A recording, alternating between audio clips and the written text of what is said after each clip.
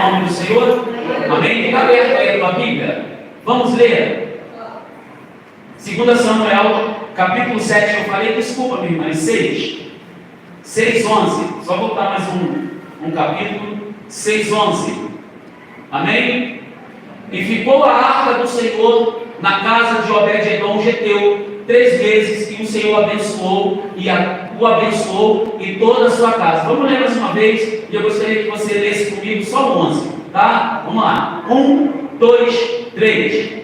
Ficou a arca do Senhor em casa de Obed-edom o geteu 3 vezes, e o Senhor o abençoou e a toda a sua casa. Feche seus olhos, vamos orar. Cima tua mão para cá, ora pela minha vida, me abençoa. Senhor, em nome de Jesus, eu quero declarar esta noite que o Senhor cresça nesse lugar e que eu continue diminuindo, como tem sido todas as vezes que eu sou pautado para pegar. O Senhor sabe que eu não prego aquilo que eu quero, eu prego aquilo que o Senhor coloca no meu coração.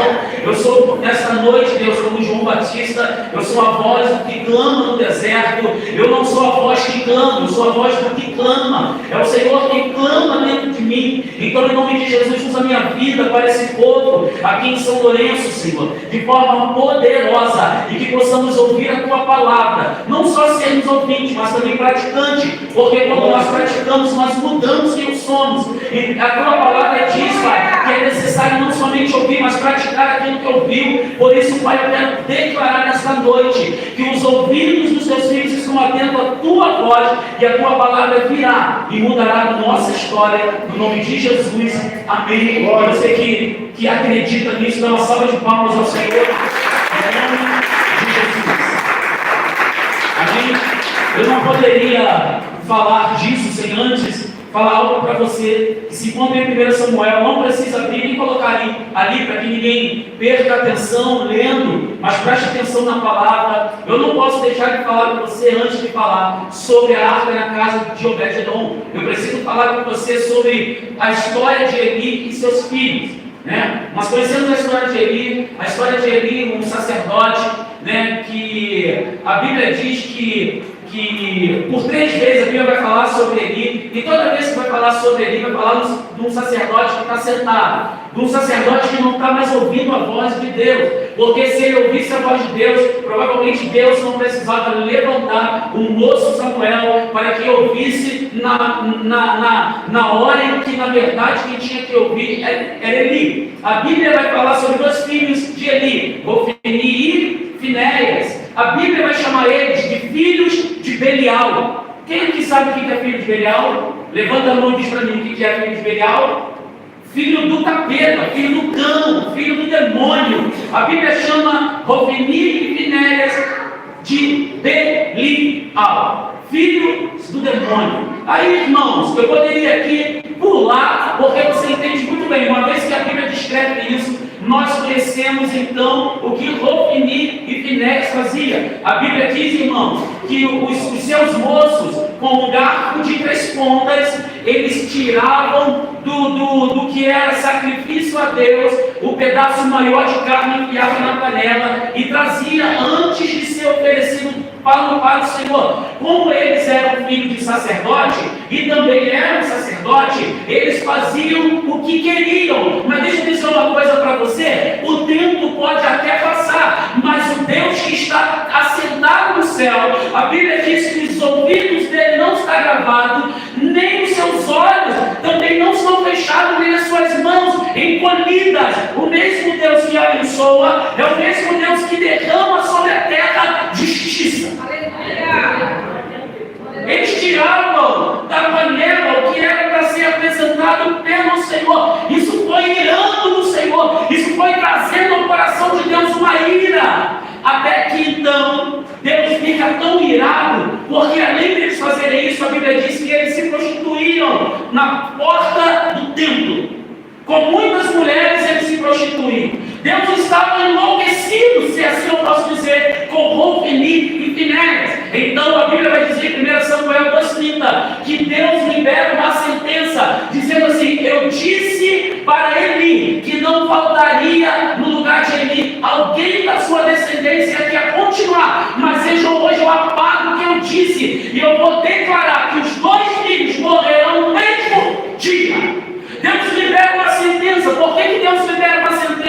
Escute isso: o amor de Deus, ele corre junto com a justiça. É uma linha tênue. Por que eu estou dizendo isso? Porque assim como o amor e a justiça de Deus é um atributo, Deus não pode mudar quem ele é. O homem muda, as coisas mudam, o tempo muda, mas Deus não muda quem ele é. Uma hora a justiça tem que dar lugar àquilo que Deus quer fazer. A Bíblia diz que Deus está chateado, está irado com o que está acontecendo. A Bíblia vai dizer então que mais uma vez os filisteus se levantam contra uma guerra, contra o povo de Israel. Eles se levantam para guerrear, eles descem para guerrear. Israel está perdendo, irmãos. Se tem pecado no meio do povo, logo o povo vai perecer. Não tem conversa. A Bíblia vai dizer que Josué então libera uma palavra sobre ele.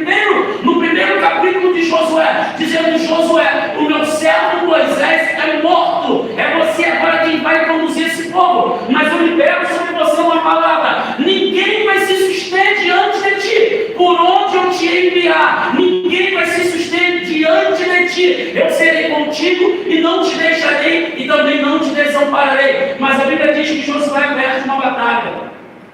Conhecemos a história. Ele perde uma batalha para uma cidade com um nome muito grande. Qual é o nome da cidade? Qual é o nome da cidade? Ai. Um povo desse tamanhinho, ele vence Jericó, mas perde para Ai. A Bíblia vai dizer que então Josué não entende o que está acontecendo. Ele está debaixo de uma palavra. Uma vez que eu estou debaixo de uma palavra, eu só espero com que aquela palavra se cumpra sobre a minha vida. Deixa eu dizer uma coisa para você: Deus não quebra princípios. Diz que o teu irmão assim: Deus não quebra princípios. Ele não quebra princípios. Aquilo que o homem plantar, ele também colherá, sem falar. O homem é quem determina a história da sua vida. A Bíblia vai dizer que Josué se levanta para guerrear com Ai e perde. Por que perdeu? E Deus falou: tem pecado no meio do povo. E acharam pecado ou não acharam? Acharam. Irmão, deixa eu dizer uma coisa aqui, e eu preciso deixar isso bem claro. Deus pode liberar uma palavra de vitória, mas se eu não entender que eu tenho que me posicionar diante de Deus, eu vou perder algumas batalhas. Por que é necessário perder batalha, pastor? Porque eu preciso entender que assim como Ele é santo, Ele me chamou para andar em santidade. Deus não quebra princípios. A Bíblia vai dizer então que Israel está numa batalha terrível, está perdendo homens, um atrás do outro. Hofni e Finéias decide ir para a guerra. Eles estão vendo que Israel está enfraquecendo, está perdendo muitos homens. Há então uma lembrança na cabeça daqueles homens. Qual é a lembrança? A arca está no lugar que nós podemos ir lá e retirar. A arca representava a presença de... A pior coisa é você levar a arca de Deus, a presença, para lugares onde há pecado. Não faça isso. Uma vez que a presença de Deus chegar em lugares que tem pecado, provavelmente alguém vai se ferir ou vai morrer. A Bíblia vai dizer então que eles mandam um levita ir até o lugar onde está a arca e trazer para o meio da onde estava acontecendo a guerra. Pasme, quando eles levam a arca, achando os filisteus, porque eles vinham marchando, fazendo barulho, os filisteus pensaram o seguinte: a presença do Senhor está chegando no arraial, estamos ferrados, agora vamos matar, porque a história era essa, aonde a presença de Deus chegava, alguma coisa acontecia. Aonde a arca de Deus, alguma coisa acontecia, mas parece que alguma coisa aconteceu estranho naquele momento. Pastor, o que aconteceu de estranho? Um incenso com cheiro ruim estava subindo nas narinas de Deus. Qual era o incenso? O pecado de Hofni e Finéias. E pior, um pai que não está nem aí para o que está acontecendo. O problema, irmãos, é que nós, enquanto pais, muitas vezes estamos passando a mão na cabeça de nossos filhos, quando deveríamos exortá-los pelo que eles estão fazendo. Eu digo para meus filhos que, ainda que eu e minha esposa sejamos pastores, eles não são pastorzinhos. Que se eles errarem, Deus vai cobrar. Se eles errarem, Deus vai cobrá-los. E não adianta vir correr para o papai, porque é pastor, para que eu interceda. Minha oração é: Deus, dê a ele o preço da desobediência. Desobedeceu, tem que pagar o preço. vida, porque não vai acontecer na tua vida. Eu sei o preço que eu pago, talvez por desobedecer a ordem de Deus. A Bíblia vai dizer, porque Jonas, eu falei isso aqui na quinta-feira, desobedeceu a ordem de Deus, era para ir para Nínive, ele foi para Tarsis, além de ter que pagar a passagem, ele deu trabalho aos marinheiros, deu trabalho ao capitão da embarcação e ele deu trabalho ao grande peixe. Poderia isso tudo ser resolvido com uma obediência, mas ele decidiu desobedecer. Toda vez que nós desobedecemos, nós damos trabalho a algumas pessoas. O perigo da desobediência, irmãos, não é só dar trabalho. O perigo da obediência é que no meio disso tudo muita gente pode se perder ou até morrer. A Bíblia vai dizer que agora o Filipe Néias está com a presença de Deus no meio da guerra. Como de costume, eles viam Deus vencer batalhas por causa da presença, mas eles não imaginavam em sua mente nem em seu coração que o incenso estava subindo com um cheiro mau diante de Deus, e Deus estava irado e tinha liberado uma sentença. Essa sentença liberada pelo que nós conhecemos pelo profeta Samuel, ele liberava essa sentença sobre a vida deles. Por isso que Deus chama Samuel para ouvir a sua palavra, porque ele não ouvia mais. Além de ele já estava ficando cego, era um sacerdote que estava ficando surdo. Surdo do ouvido? Não, espiritual. O pior, irmãos, o pior problema de um crente não é o tempo que ele tem de igreja. O maior problema é quando ele deixa de ouvir aquilo que Deus está falando. O cara pode ter um mês de igreja e ouvir tudo o que Deus quer. O cara pode ter 30 anos e não querer ouvir mais a Deus. O problema não é o tempo que eu tenho de igreja, o problema é o quanto o meu ouvido está ouvindo a voz de Deus. Porque quando eu ouço a voz de Deus, provavelmente eu não vou errar. A Bíblia vai dizer então que a presença do Senhor está no meio da guerra, ali, eles estão guerreando, a presença de Deus está ali, mas tudo aconteceu de forma errada. Eles não esperariam que os filisteus venceriam a guerra, e pior, além de ter vencido, Filipe Néias morre no mesmo dia, na mesma guerra. A Bíblia vai dizer que o mensageiro enviado, ele mais uma vez se encontra sentado.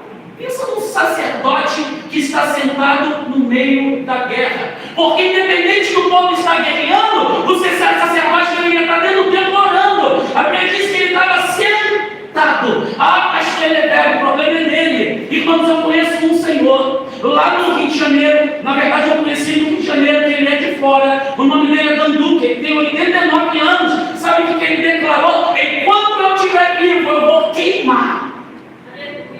Enquanto eu estiver vivo, eu vou dar o último fôlego que há em mim. Se você for aonde ele prega, eu falei algumas vezes, que unção que aquele senhor de 89 anos tem. Ele bota a mão e a unção do Espírito vem sobre a vida daquele que ele coloca a mão. Tu não tem ideia do que Deus faz, porque ele decidiu queimar, meu irmão.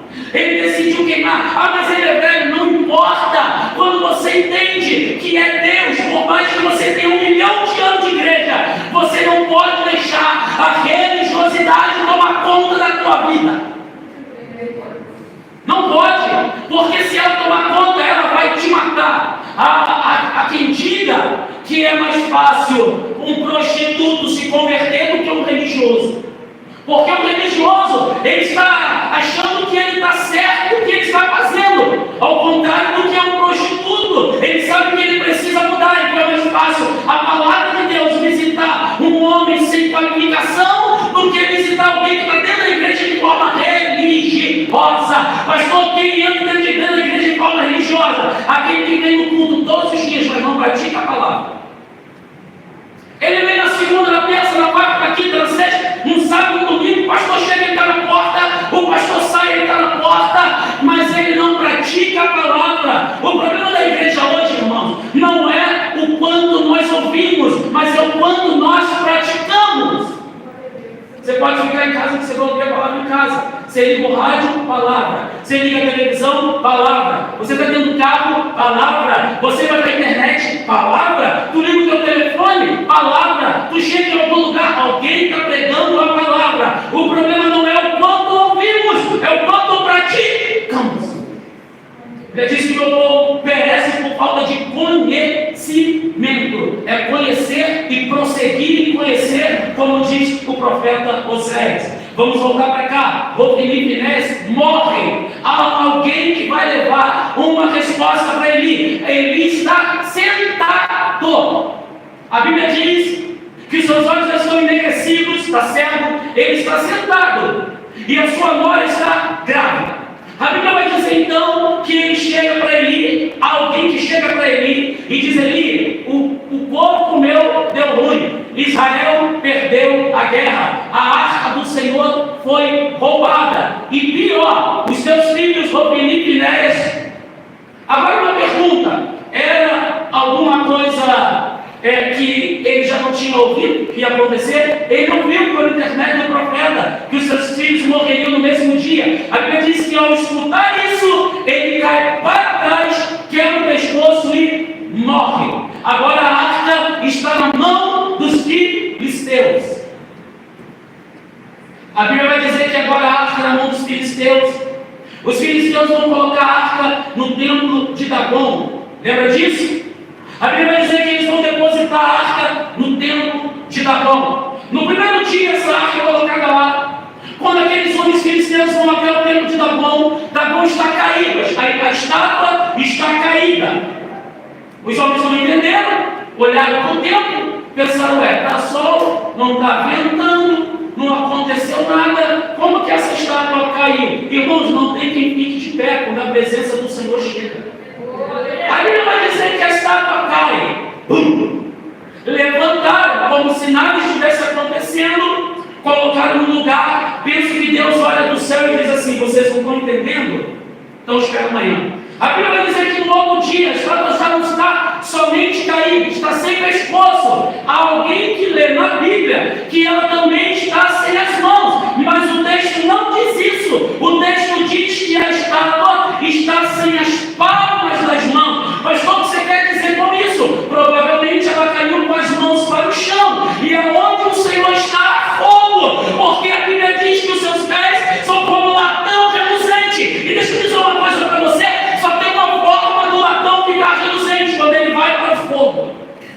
Provavelmente Deus manda fogo naquele lugar, a presença do Senhor, o próprio fogo, quando a estátua cai, queima somente a palma das mãos. A Bíblia diz que os homens vão até lá, ficam indignados, não sabem o que está acontecendo, e aí não entendem o que está acontecendo. Deus tem que ser mais profundo no que está fazendo. A Bíblia diz que durante 7 meses a arca ficou com os filisteus, e pior, irmãos, além de ter ficado com os filisteus, de ter derrubado Dagom, que era a imagem que eles adoravam, pior, a Bíblia vai dizer que o próprio Deus permite que aqueles homens, mulheres, crianças, animais são tomados de uma enfermidade. Que enfermidade é essa? Hemorroidas. Eles agora estão com hemorroidas. Pensa numa situação difícil. Pense em alguém que não pode mais ir no banheiro, usar o banheiro de forma fisiológica, como nós usamos, e fazer a sua higiene mais normal. Todo mundo com a hemorroida exposta. Irmãos, não brinca com Deus, brinca com o diabo, brinca com o homem, brinca com o pastor, brinca com o presbítero, brinca com a igreja, mas não brinca com Deus. Deus não é para que alguém brinque com Ele. Deus é Deus, em ponto final. Não brinque com Deus.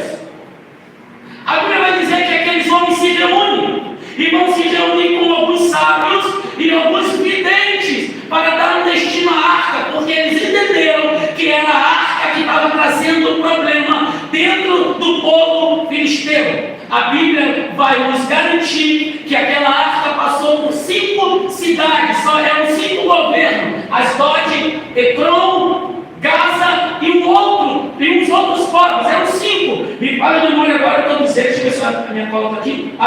Era Gat, Ecrom, Asdod, Askelon e Gaza. 5 governos, 5 cidades. O que pensaram? Vamos fazer o seguinte: talvez seja Deus pensando, olha o intuito dos filisteus, talvez seja Deus pesando a mão contra nós. Já que nós somos 5 províncias, vamos mandar arca para os governadores das outras províncias. Pasme, aonde essa arca chegava, os homens eram tomados por hemorroidas.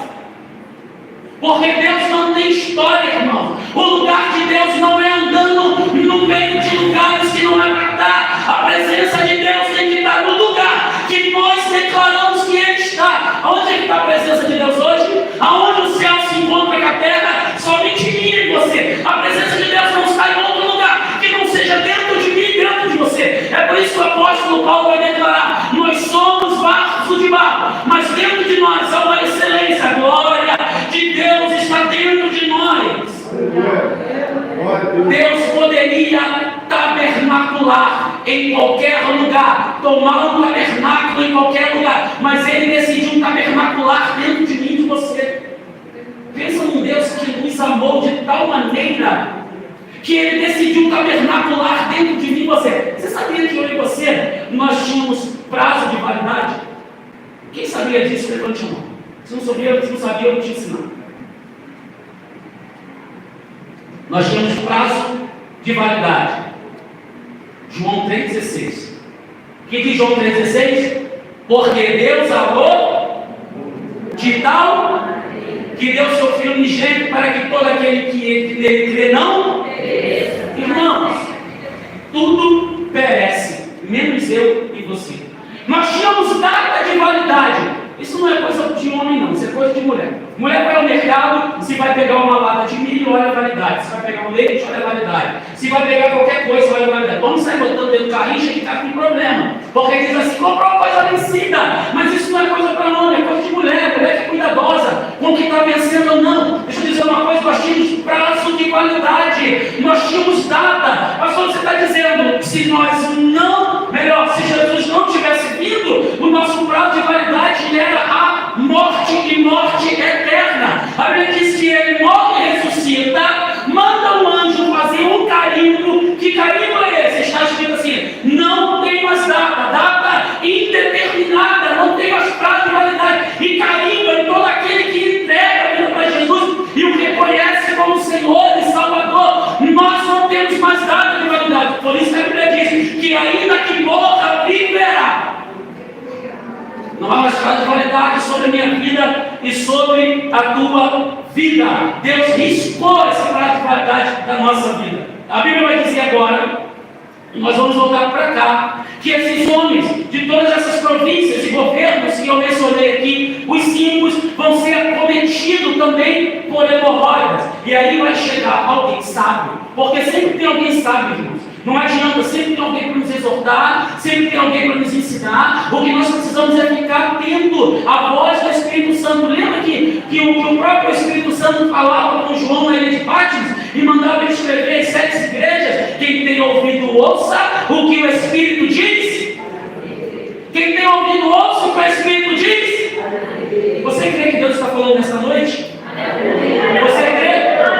Então guarda essa palavra na tábua do teu coração. A Bíblia vai dizer agora que os homens se reúnem e disseram o seguinte: olha só, eu acho que é Deus que está trazendo todo esse problema para a nossa cidade. Nós vamos fazer o seguinte: nós vamos fazer 5 hemorroidas de ouro, 5 ratos de ouro. Nós vamos pegar essa arca, vamos colocar sobre um animal novo, vamos preparar uma carroça bonita, botar sobre um animal novo, e nós vamos colocar essas 5 ofertas, porque eu tenho certeza que Deus vai aceitar essas ofertas. 5 hemorroidas de ouro e 5 ratos de ouro. Depois você continua lendo, a Bíblia vai dizer que esses homens colocam tudo numa carroça com 2 bois novos e solta. É mais ou menos aqui, ó. Solta para ver qual o caminho que esses bois vão tomar. A Bíblia vai dizer que eles decidem 2 caminhos. Se eles fossem pelo caminho de Asquelon, é como se Deus não fosse o culpado dessa situação, mas sim porque aconteceu. Mas se essa arca fosse para Bet-Semes, uma cidade próxima, então era Deus que estava causando tudo isso, porque a presença de Deus estava em um lugar que não devia estar. Qual é o perigo de achar que eu tenho que levar a presença de Deus para alguns lugares? Que não é todos os lugares que Deus